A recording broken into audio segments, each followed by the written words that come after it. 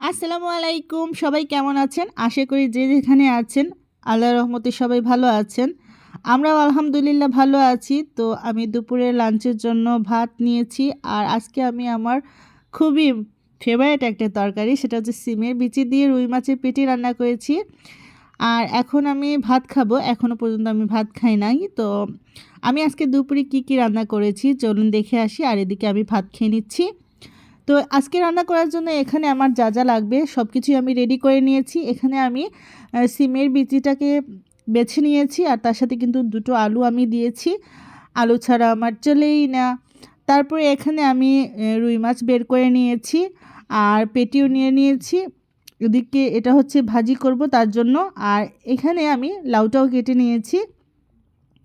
তারপর লাউটা আমি রুই মাছের মাথা দিয়ে রান্না করব। তো সব কিছু রেডি, এখন রান্না শুরু করব।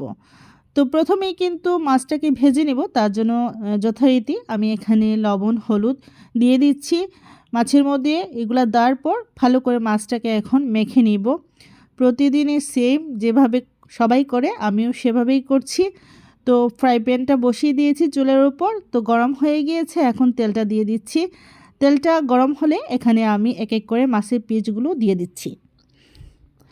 আচ্ছা, একটা কথা, সিমের বিচি কার কার পছন্দ কমেন্টে জানাতে পারেন। আমার তো মোস্ট ফেভারিট একটা সবজি বলতে পারেন। সিমের বিচি আমার খুবই ভালো লাগে, খুবই ভালো লাগে। তো মাছটাকে আমি উল্টে পাল্টে এখন ভাজি করে নিব। তো অলরেডি কিন্তু মাছটা নামিয়ে নিয়েছি। আর এখন কিন্তু তরকারি রান্না করার জন্য কড়াই বসে তেল দিয়ে দিচ্ছি।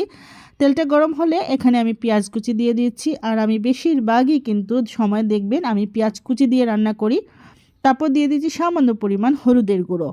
এখন দিয়ে দিচ্ছি সিমের বিচিটা। আর সিমের বিচি কিন্তু খেতে তো অনেক মজা, কিন্তু বাছতে অনেকটা সময় লেগে যায়।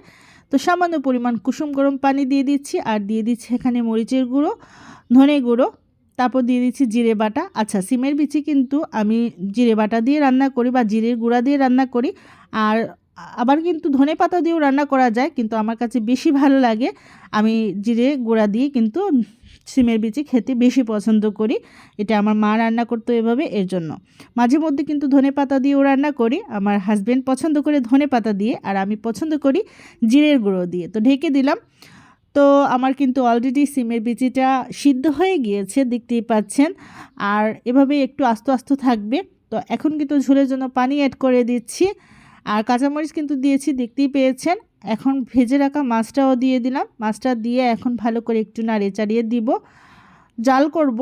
আর শিমের বিচি কিন্তু এভাবে একটু আস্ত আস্ত থাকলে ভালো লাগে খেতে। এখন ঢাকা দিয়ে দিচ্ছি। তো 10 মিনিট পর দেখেন আমার সিমের বিচিটা কিন্তু অলরেডি হয়ে গিয়েছে, জাল উঠে গেছে। আর এখন কিন্তু এটাকে নামিয়ে নিব।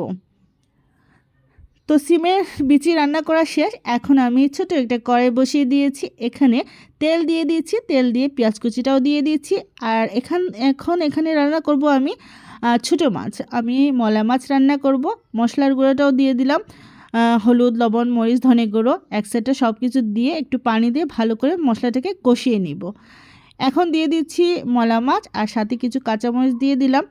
এটা আমার হাজব্যান্ড খাবে, এর জন্য ছোটো মাছটা রান্না করছি।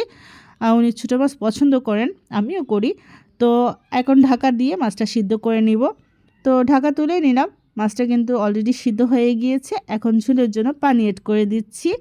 আর দেখতে মনে হচ্ছে অনেক ঝাল হবে, তাই না? আসলে তেমন একটা ঝাল হবে না। এখন সবার পছন্দের একদম লাস্টে দিয়ে দিচ্ছি ধনেপাতা কুচি। ধনেপাতা কুচিটা দিয়ে এখন ভালো করে একটু নাড়াচাড়া করে তরকারি একটু জাল করে নামিয়ে নিব। তো এই তো হয়ে গেল আজকে দুপুরে রান্না বান্না। সবাই ভালো থাকবেন। আল্লাহ হাফিজ।